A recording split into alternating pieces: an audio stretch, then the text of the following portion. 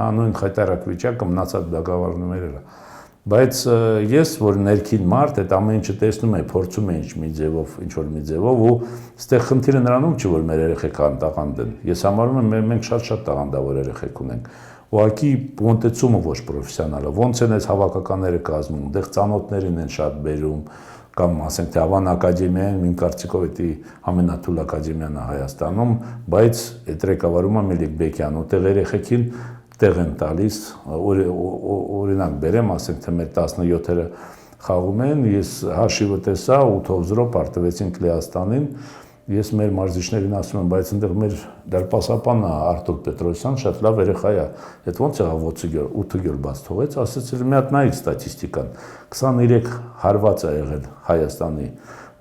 դարպասին 0 Լեհաստանին։ Լավագույն ֆուտբոլիստը համարվել է Արտուր Պետրոսյանը, որտեղ 23-ից